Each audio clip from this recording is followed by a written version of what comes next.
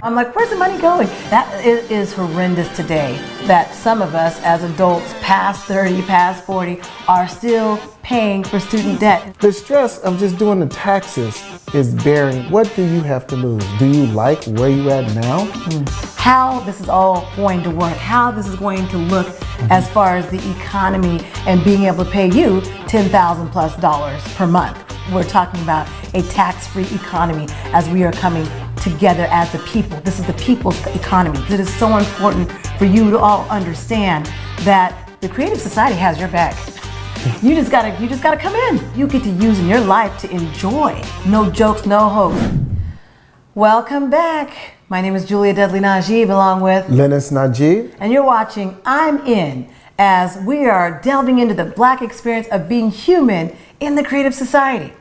Now, Lennis, we've been talking about economics, and we had a part 1 to this discussion. Yes. And an overview of the 8 pillars. And these 8 pillars in the Creative Society really did an overview of what it's going to be like for each and every one of us to live in life right now. And do you believe that exists right now? Yes, I do. I believe that it definitely exists right now, because right now we need something right now. We're dealing with all kind of issues out here in this world.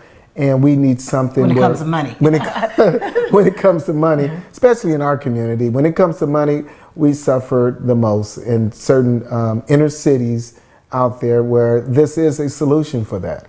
So, but you know what? I had a conversation with my dear cousin, and she said the same thing you did. This was just a few nights ago, and she said, "Yeah, you know, African American peoples really suffer in the United States when it comes to poverty."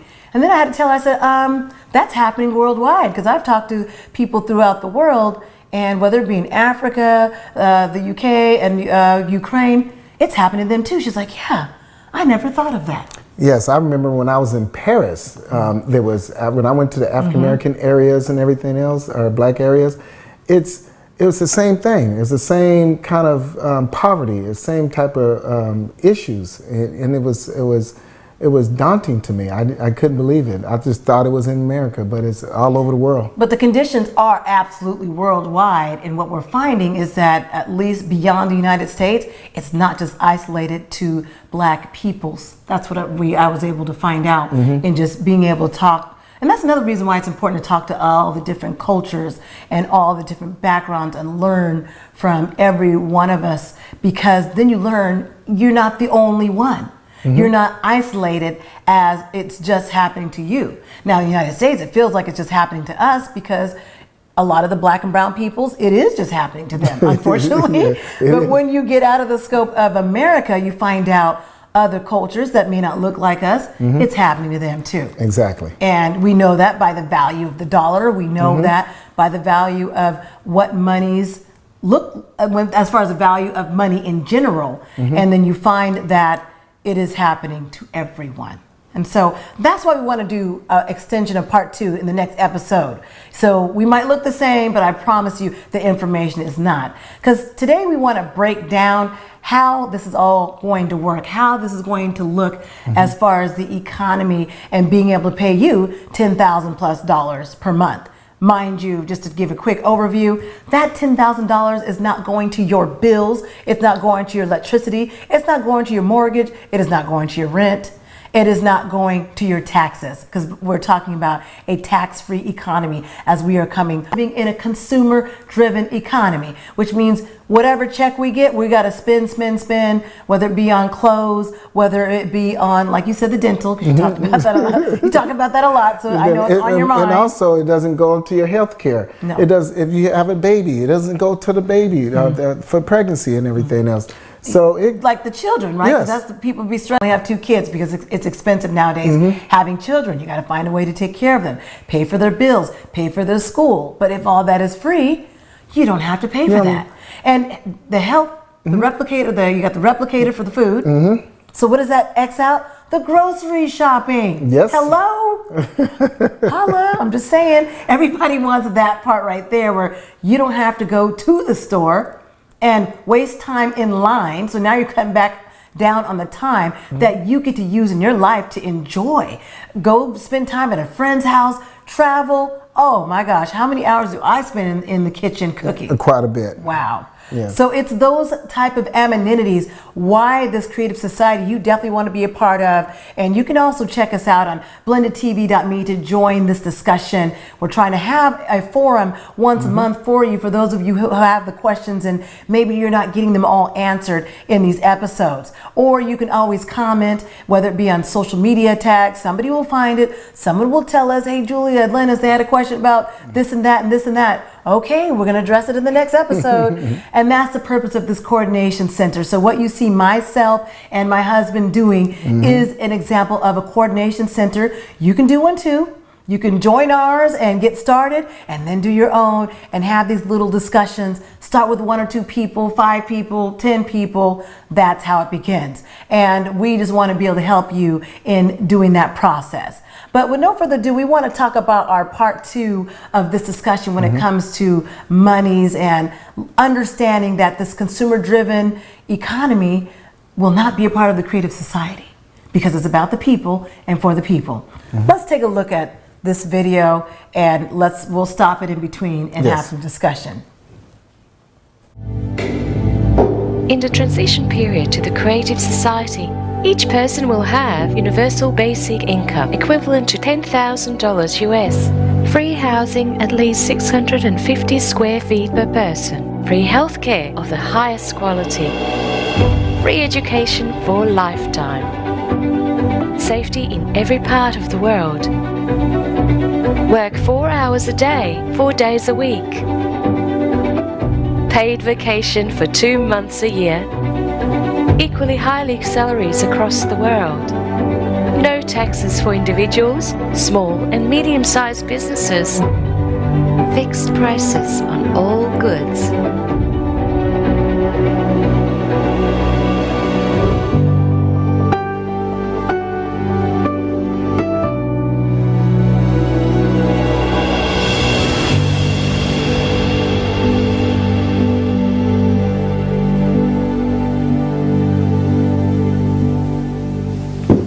When I look at the picture of this kind of the world, a thought comes to my mind. This is incredible. This is incredibly cool. And yes, I want this kind of life. But just like in any person, a skeptic inside me begins to rant and says, first of all, it is impossible to implement. And even if it is possible, it certainly won't happen in my lifetime. And goes on to affirm, no one will let you do this. And you know what I reply to him? You're right. And indeed, he is right. In today's economy of the consumerist format, in which we exist nowadays, this cannot be implemented. This requires a different economic model. We need to look beyond the confines of the current system. And I invite you to learn about a new model of economy that will provide a high standard of living for every human being. This model has been developed and proposed by experts from around the world. It takes into account the economic needs of each person, technological advances, and the need for our civilization to develop and evolve. This innovative model will change our lives from the first day of its implementation. I want to draw your attention to the fact that its implementation is possible only if the format of society is changed from consumerist to creative. And further, I will explain why. Unlike the current economic model, the new model will have a different goal: to provide the high standard of living for every human on the planet. There are 2 key requirements for the new economic model to function and achieve this goal. The first requirement: the new economic model can only work on a planetary scale. It cannot work in a single country. The second requirement is the self-governing society. All power must belong to the people. The economy, along with other strategic spheres, will also be managed and controlled directly by society, represented by every person, each of us, via the electoral platform. So, we have formulated the goal of the new economic model and outlined the necessary requirements for its implementation. These requirements can only be met in the creative format of society. I now invite you to model the near future. After we have successfully completed all three stages of building the creative society, informational, political, and the global referendum, the world community legally and peacefully transitions to the creative format of society that we all have chosen together and become one civilization. From that moment on, it will take a small amount of time to launch the new economic model. 6 months, according to preliminary calculations. Let's pause right there about that one civilization. You know, I was talking to my dear friend Max. Remember, I probably talked his ear off. You know, I kept asking him a whole bunch of questions. It was like an hour car ride. And what he helped me understand is that before the consumer-driven societies, there were societies that were already had that creative experience that we're talking about here.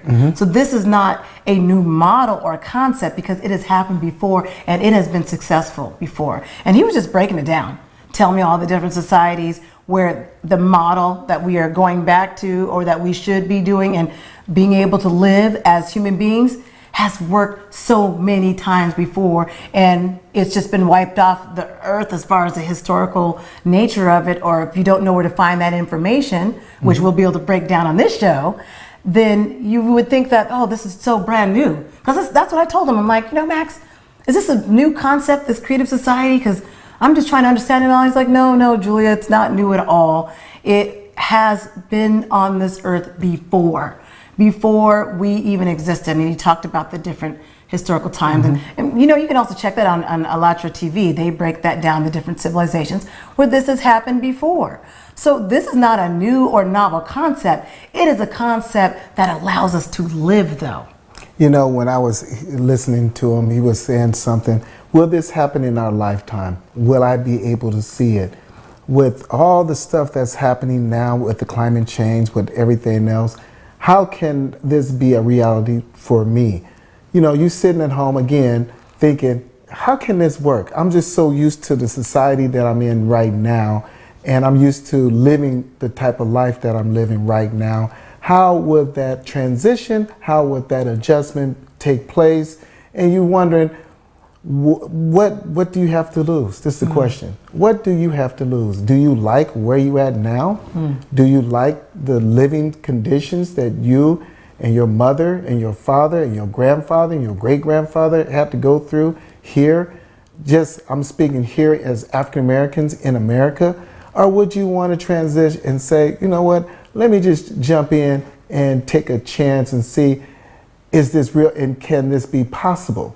Because where you at right now, ain't nothing possible in that situation. You know, it's very, very challenging where you at, depending on who you are. You know, I'm not talking about the ones that are pro athletes or having hundreds of millions of dollars or celebrities or anything like that. I'm talking about the average, basic citizen that goes in and out 9 to 5 every day, struggling just to pay rent, struggling just to put food on the table, struggling just to provide for their children, struggling just to buy shoes, just simple shoes.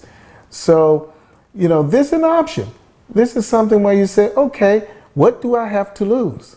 That question, what do I have to lose to create and be a part of the creative society and have a better life, not just for myself and my family, but future generations yet to come? When we look at the experience of our grandparents and also my parents, they work themselves to the bone. Unfortunately, a personal story I can share with you is that my mom died at the age 51 and she worked 18 hours a day. And she was a top bank executive and she always brought her work home. There was never a break. On the weekends she was working. When she was sick and dying in the hospital of pancreatic cancer, she was still working. She didn't want to tell her job that she was dying because she still needed to keep the income coming in. She's on her deathbed and I'm like, Mom, give me those papers. I remember getting so angry. Give me those work papers. And she got angry and she said, you give me those papers back. She basically snatched them back from me out of my hand, literally, in this very sickly woman, because she said, I have to work. And she worked until literally her last breath. And then it was later, maybe a few weeks before she died, that her job, J-O-B, found out that, oh my gosh, she's dying of cancer. And she was the vice president of the bank at the time. So that's a real story. I'm telling you, who wants to live that life? How is that enjoying life? It is not enjoying life. It is slaving to life. Is that what we're really meant to be here for? No, it is not.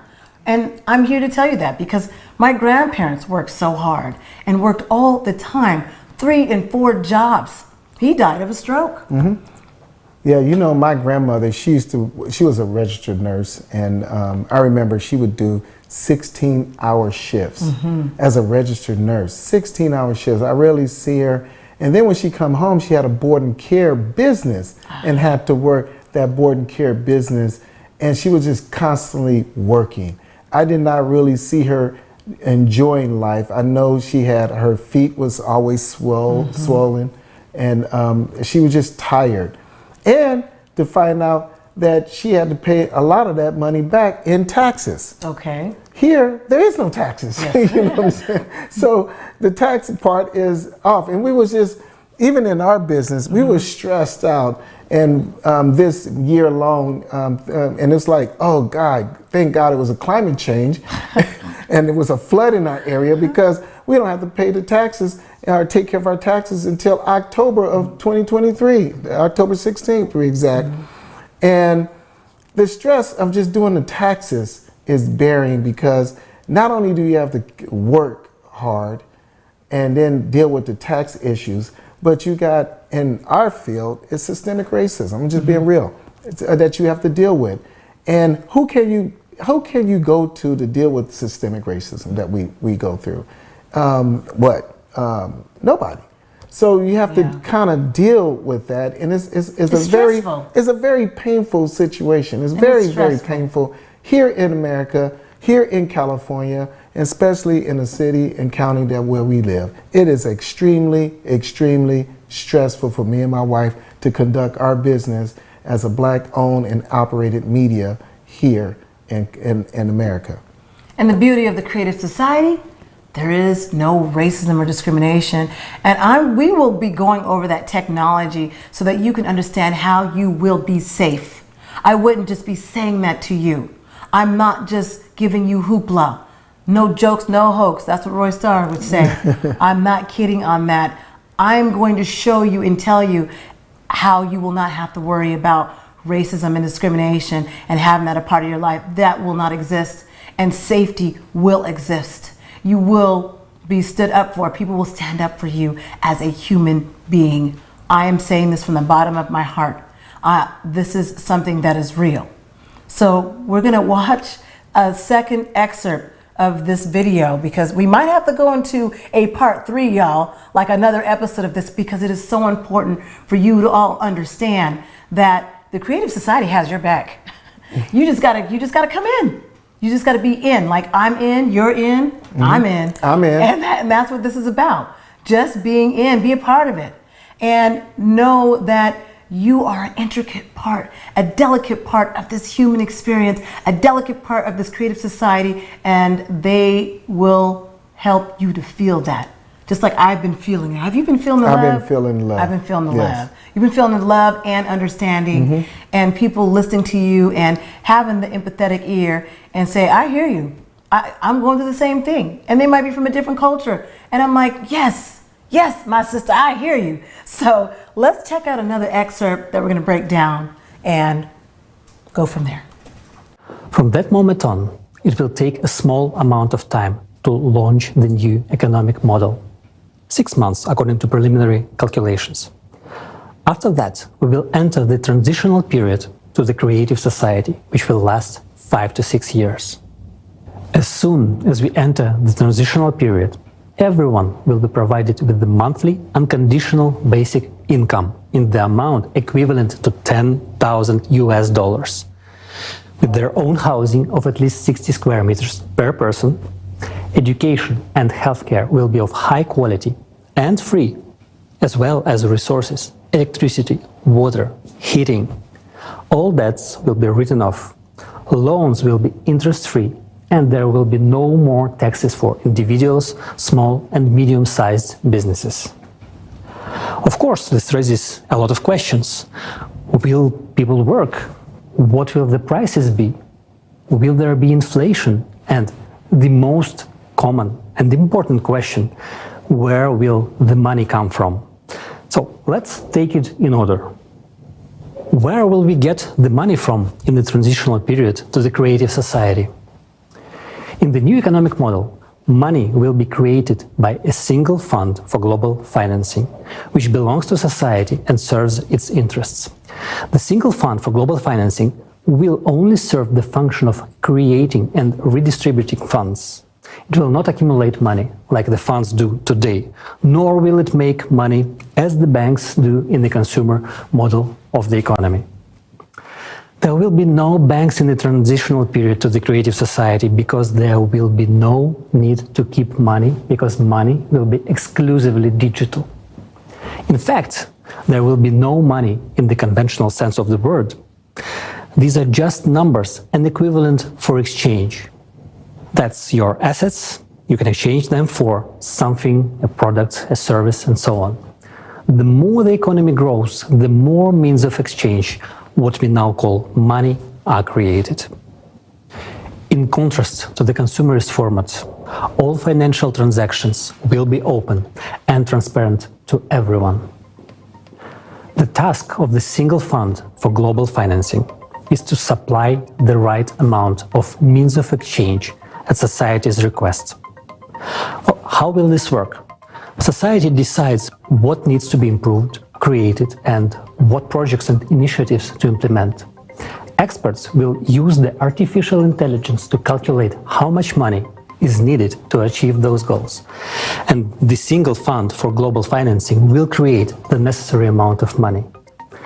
If there is a request for the implementation of a project in a village, city, or country, an application is submitted to the electoral platform. For example, if a city decides to replace its asphalt pavement, it submits a request and funds are allocated for this from the single fund for global financing.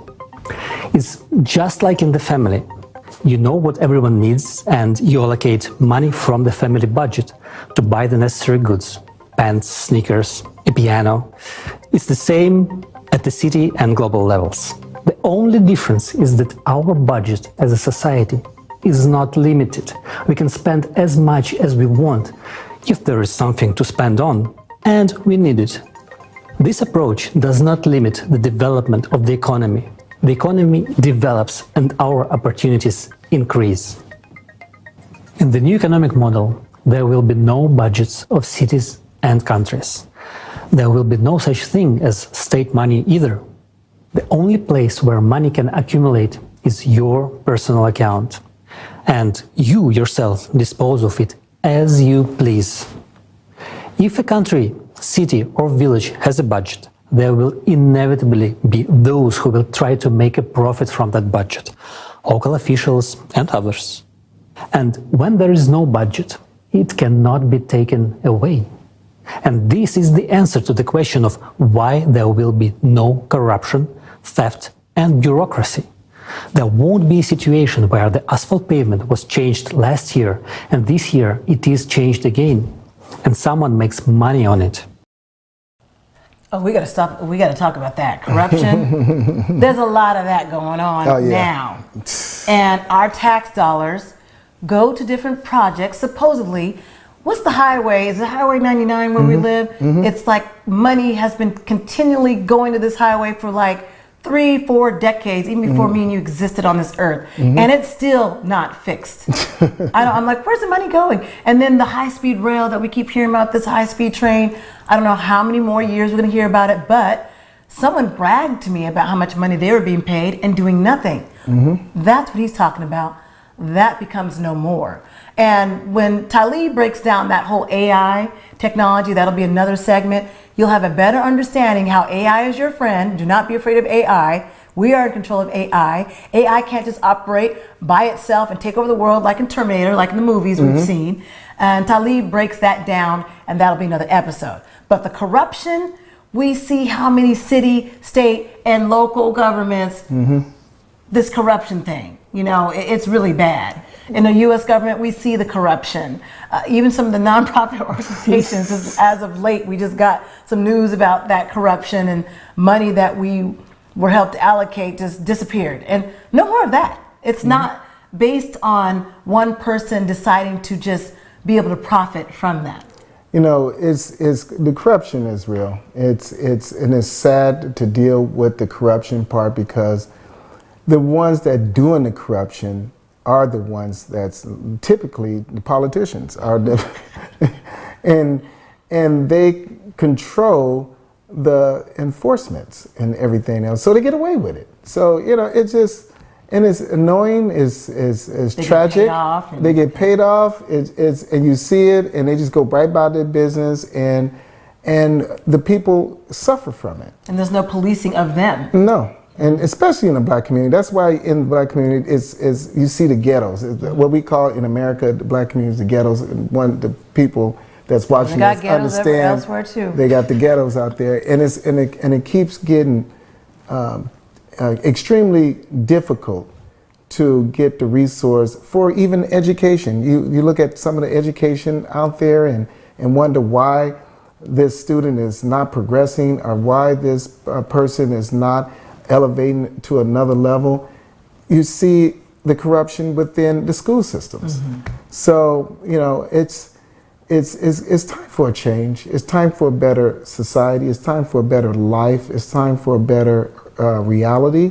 And a creative society is a way, is a methodology. Oh, it's the only way. I am convinced. And it's also the only way. The only way. Yes. So when we look at student debt, that is horrendous today, that some of us as adults past 30, past 40 are still paying for student debt. And it's like a lifetime unless someone comes in and pays it for you.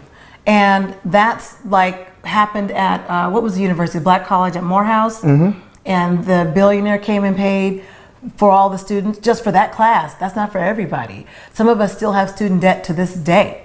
I mean, how do you feel about that? Well, when you're dealing with student debt, it's kind of like you trapped. So now you trapped working a job, and you have to pay a job you don't like, but you have to pay it. They just garnish it off of your check every single month, and it follows you anywhere you go. It affects your credit. It affects whatever you're trying to do. It's like having imaginary shackles on your feet, or to where you can't really make certain moves that you want to make in business or in life, and that makes it very challenging for you to get ahead or to breathe. And why should a student who wants to learn and have a higher education have to be in debt to learn? Have to be in debt just to be able to get by in society, to be able to make more money? Because there's certain, like doctors and lawyers, certain degrees that you have to have even to work those professions. But look how much it costs to go to medical school. Look how much it costs to go to law school. We know that from personal experience. And so we know that these costs of debt hold back people who could be going so much further in life if they weren't held back just by that. Just by that alone. Student debt. Yes. Student debt. And so these are the things that we were talking about in this second part, this part 2. We're going to have to do a part 3. So you'll see us in the same clothes because we're just doing the part 3, because this is like the same day for us, but we're breaking it down for you all in these episodes because it's a lot of information. It's a lot for us to break down. And what we've been breaking down, to those of you who just joined us, is a global crisis. There is a way out. The International Forum that we had April 2023, from scientists from all over the world, economists from all over the world who know their stuff, and shared it with us, the plan, the actual plan of action to help get us going in this creative society. And where we are leaving off in this episode is just breaking down the difference between a consumer-driven society, which is what we live in today, where all of us are struggling, whether it's the rat race or having to work 3 or 4 jobs or working till our fingers, working our fingers to the bone, whatever that case might be. That's consumer-driven, what we're having to deal with right now. Those of you who might be unhappy on your jobs right now, and you're like, oh, I gotta go wake up in the morning, go to this job that I hate. I have heard my friends say that so many times, and they always say, oh, you're lucky, you have your own business. What? You have no idea how hard it is working our own business. We work even more, even longer, hours and weekends. And luckily we enjoy what we do, but it's so much more work. And that's what I want to leave off today with this thought. But you got to join us in part 3, we thought it was going to be 2 parts, but Yes. it's part 3. We're going to break it down further as far as how this all works. They've already laid it out to you that there's a plan. I promise you there's a plan. No need to be worried about AI technology. And we'll again look at that episode when Dudley in the International Forum discussed how the AI part's going to work. Like I said, it was a 12-hour forum. A lot to break down. So you've been listening to the Black Experience of Being Human in the Creative Society